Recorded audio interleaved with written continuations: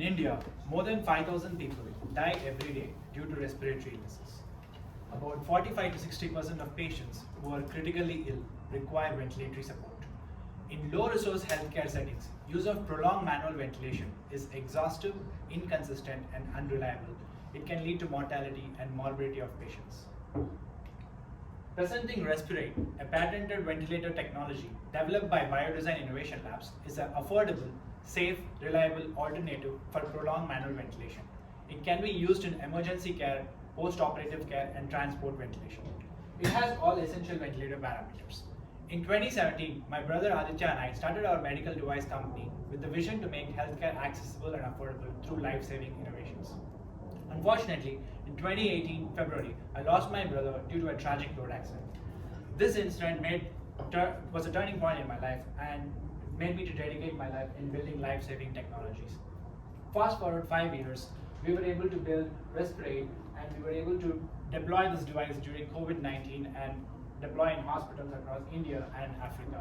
And the product is in the respiratory assist device technologies. When you compare with other devices, this is one of the novel technologies for emergency, for patients in the emergency care and post-operative care and transport ventilation. The applications of the device is in the ambulances and in the critical care, and of course in the post-operative care.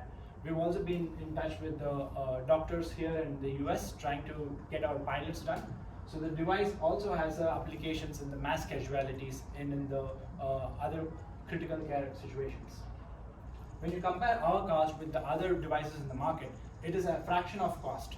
One of the key unique points about our device, it's affordable and it's easy to use, and it has low infrastructure maintenance and simple interface. These are some of the major hospitals where we have deployed in India, and it has been successfully tested from clinical trials, validation, and commercialization. And of course, in Tanzania, we have deployed. We are currently looking at expanding our company to the US, and we're looking for an FDA approval, and for that, we are currently fundraising. And one of the key examples is that during COVID-19 in 2021, in the second wave of pandemic, when the hospitals ran out of ventilators in Kolkata, which was a West Bengal state in India, we had supplied our devices to the hospital and helped many patients. Similarly, there were many hospitals which we worked during COVID-19. And if you look at our journey, we started in 2017 with a small grant from Mass General Hospital, and we went on to do R&D and clinical trials with various ecosystem partners from BIRAC and Government of India and Qualcomm and Cisco. In 2021, we have got patents, and we've also got Cisco Global Problem Solver Challenge, Pandemic Response Prize. In 2022, now we are trying to commercialize globally, and we're looking for an FDA approval. For the US market, we are looking in the EMS and the critical care market. And of course, we are also looking at exporting to other countries like Ukraine and places, disaster management, of course, in Africa and so on. The target markets, like I explained, it's hospitals and in the ambulances and in the EMS and transport.